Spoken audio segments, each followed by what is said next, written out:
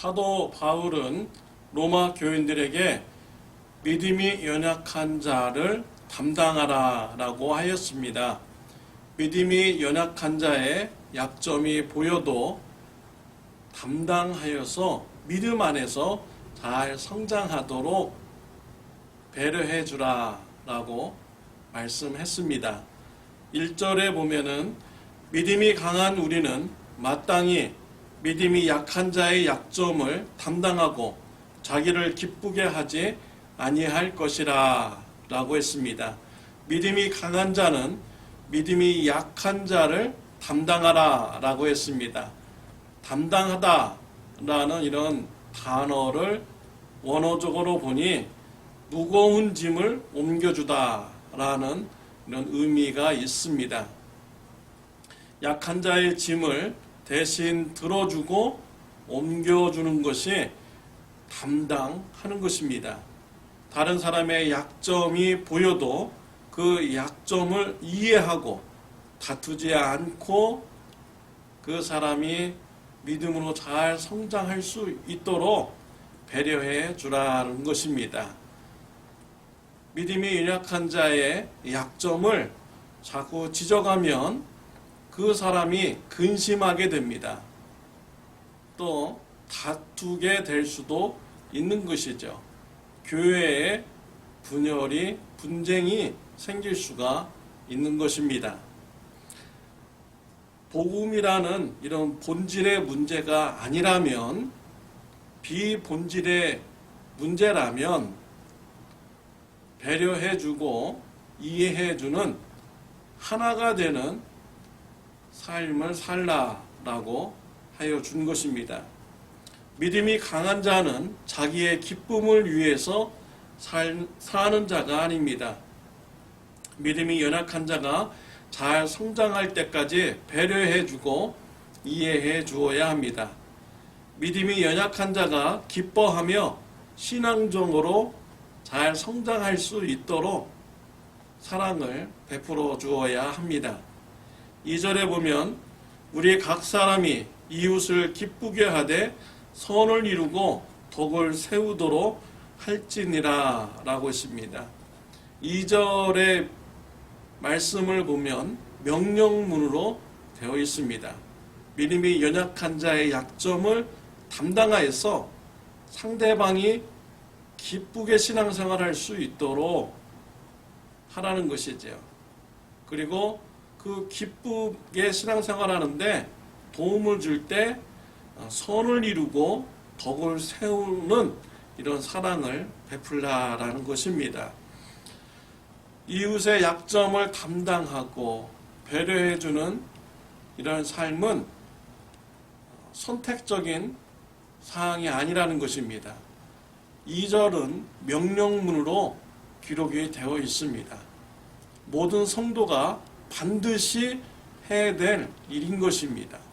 교회 안에 믿음이 약한 자를 배려하고 기쁘게 신앙생활을 하도록 사랑을 베풀어 줘야 되고 덕과 선을 베풀어 주어야 하는 것입니다. 내가 기분이 좋을 때만, 또 상대방이 나를 좋게 생각할 때만 이웃을 기쁘게 하고 선을 행하고 덕을 행하는 이런 삶이 되어서는 안 됩니다. 또 내가 기분이 나쁘다든지 상대방이 나를 좋게 생각하지 않는다든지, 그래서 나도 그 사람을 무관심하게 생각하는 것은, 무관심하게 대하는 것은 올바른 신앙인의 모습이 아닙니다. 올바른 신앙인의 모습은 상대방이 약점이 있더라도 배려하고 이해해주며 믿음이 잘 성장하도록 사랑을 베풀어 주어야 되는 것입니다. 왜 그렇게 해야 됩니까? 예수님께서 그렇게 모범을 보여주셨기 때문입니다. 3절에 보면 그리스도께서도 자기를 기쁘게 하지 아니하셨나니 기록된 바 주를 비방하는 자들의 비방이 내게 미쳤나이다 함과 같으니라 라고 했습니다. 이 말씀은 시편 69편 9절의 말씀을 인용한 것입니다. 예수님께서 이 땅에서 사역하실 때 자신의 기쁨을 위해서 사역하지 않으셨습니다. 많은 기적을 일으키셨습니다. 그 기적을 일으킬 때마다 예수님은 다 하나님께 기도하였고 허가를 받고 하나님의 은혜로 기적이 일어나게 된 것이죠. 예수님께서 십자가에서 고난을 받는 것 매우 크게 근심하셨습니다. 그럼에도 십자가의 사역을 감당하게 된 것은 하나님의 구원의 뜻을 이루기 위한 것이죠. 하나님의 영광을 위해서 예수님은 십자가의 길을 가셨습니다. 이와 같이 예수님은 이 땅에서도 자기의 기쁨을 위해서 신앙생활하지 않으셨습니다. 이런 예수님을 우리가 닮아가서 우리들도 나의 기쁨을 위해서 신앙생활하지 말고 이웃이 믿음 안에서 잘 성장할 수 있도록 이웃에게 기쁨을 주고 선과 덕을 행하는 신앙생활을 해야 되는 것입니다. 5절과 6절의 말씀에 보면은 이제 인내와 위로의 하나님이 너희로 그리스도 예수를 본받아 서로 뜻이 같게 하여 주사 한 마음과 한 입으로 하나님 곧 우리 주 예수 그리스도의 아버지께 영광을 돌리게 하려 하노라 라고 했습니다. 이웃을 배려하고 이웃의 약점을 담당하는 일은 쉬운 일이 아닙니다. 인내가 필요합니다. 참을성이 있어야 되는 것이죠. 인내로서 이웃을 또 우리 성도님들을 배려하는 이런 삶을 살아갈 때 그 믿음이 강한 자가요 예수님을 닮아가도록 이끌어 주시는 것입니다. 그리고 하나님 아버지께 영광을 돌리도록 열매를 맺게 하여 주시는 것이죠. 우리가 인내로서 이웃을 배려하는 삶을 살아가면 예수님을 닮아가고 또한 이웃이 하나님께 영광을 돌리는 이런 성장이 있도록 하나님께서 은혜를 베풀어 주시는 것입니다. 그리고 하나님께서는 인내로서 사역하는 자를 위로해 주시는 분이다 라고 말씀을 하셨습니다. 하나님께서는 다 보고 계십니다. 우리가 어떻게 신앙생활하는지 다 보고 계세요. 내 유익을 위해서 하는 것인지 내 기쁨을 위해서 사역하는 것인지 하나님의 기쁨을 위한 것인지 이웃의 기쁨을 위한 사역을 하는지 하나님께서는 다 보시고 계십니다. 우리 성도님들의 유익을 위해서 성도님들의 믿음 성장을 위해서 인내하며 배려하는 신앙생활을 한다면 하나님께서 위로하여 주시고 열매를 맺게 하여 주십니다. 또한 인내하는 자에게 예수님을 닮아가는 귀한 축복을 주시는 것입니다. 예수님의 구원 사역은 모든 민족들을 위한 것입니다. 유대인과 이방인들 모두에게 구원의 길이 열려 있습니다. 하나님께서는 모든 민족들을 통하여서 찬양받기를 원하십니다. 바울은 이러한 하나님의 구원 계획에 대해서 말씀을 하고 있습니다. 구약 성경을 근거로 해서 말씀을 했습니다. 오늘 본문에 보면 구약 성경에 여러 구절이 인용이 됩니다. 이것은 구약 성경에서부터 이미 하나님의 구원 계획은 모든 민족들을 향한 계획이라는 것을 밝히는 것입니다. 어떤 분들은 구약 시대에는 하나님께서 유대인들만 구원하신다 라고 이렇게 생각하는 분이 있습니다. 성경을 오해한 것입니다. 하나님의 구원 계획은 모든 민족을 향한 것이었습니다. 9절에 보면 시편 18편 49절의 말씀을 인용한 것입니다. 내가 열방 중에서 주께 감사하고 주의 이름을 찬송하리로다 라고 했습니다. 열방들과 같이 하나님을 찬송하고 감사하게 된다라는 것이죠. 이것은 모든 민족들이 하나님의 구원을 받는다라는 것을 말해주는 것이죠.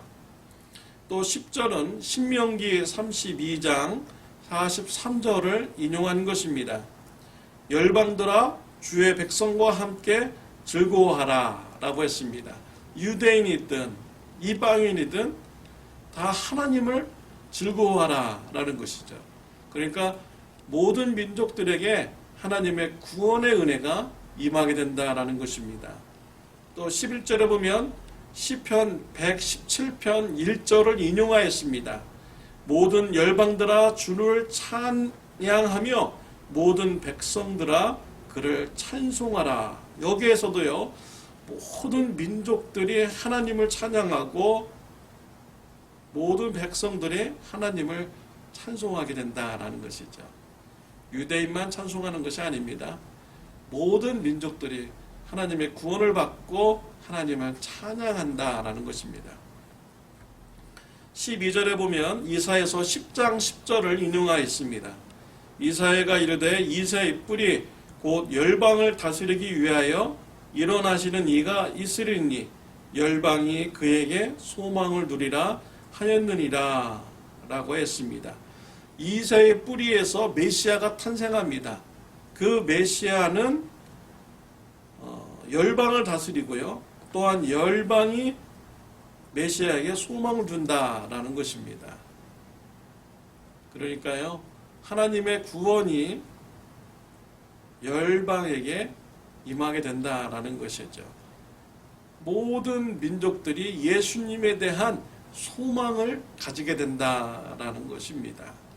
이와 같이 하나님의 구원 계획은 유대인들만을 위한 것이 아닙니다. 모든 민족들을 향한 하나님의 구원 계획입니다. 그래서 로마 교회 안에 있는 유대인과 이방인들은요, 하나님의 구원 계획 안에서요, 하나가 되어야 하는 것입니다. 하나님의 구원 사역을 하나가 되어서 감당해야 하는 것이지요. 로마 교회뿐입니까? 우리 참 좋은 교회 안에서도요, 우리 성도님들이 하나가 되어야 합니다. 성도님들의 약점이 보여도 우리가 인내하고요, 그 약점을 담당하며 그리스도 믿음 안에서 하나가 되고 하나님의 구원 사역을 이루어가는 이런 사역을 감당해야 되는 것입니다. 하나님은 우리 한국 민족만 구원하기를 원하시는 분이 아닙니다. 모든 민족을 구원하기를 원하십니다. 그래서 우리는 세계 선교를 우리가 동참하고 있습니다. 미얀마, 베네수엘라, 파나마, 멕시코 여러 선교사님들과 협력하여서 우리가 선교 사역을 하고 있습니다. 우리가 기도해야 되고요, 후원함으로써 보내는 선교사로서 우리가 선교적 사명을 잘 감당해야 되는 것이죠. 하나님은 모든 민족들이 다 구원받기를 원합니다. 그리고 예수님을 믿는 어느 민족이라도요, 우리가 그리스도 안에서 약점을 담당하고 하나가 되어서 예수님의 복음을 전해야 되는 것입니다. 기도드리겠습니다. 하나님 아버지, 감사합니다. 이방인임도 불구하고 예수님을 믿고 구원받게 해주시니 감사합니다. 하나님의 구원 계획을 우리가 알아 선교에 열심을 품고 사역하는 참 좋은 교회가 되게 하여 주옵소서. 우리 참 좋은 교회 안에서도 성도님들의 약점이 보일 때마다 그 약점을 담당하고 그 성도님들과 한 마음을 품고 하나님의 구원 사역을 우리가 잘 감당하는 교회가 될 수 있도록 축복하여 주옵소서. 예수님의 이름으로 기도드렸습니다. 아멘.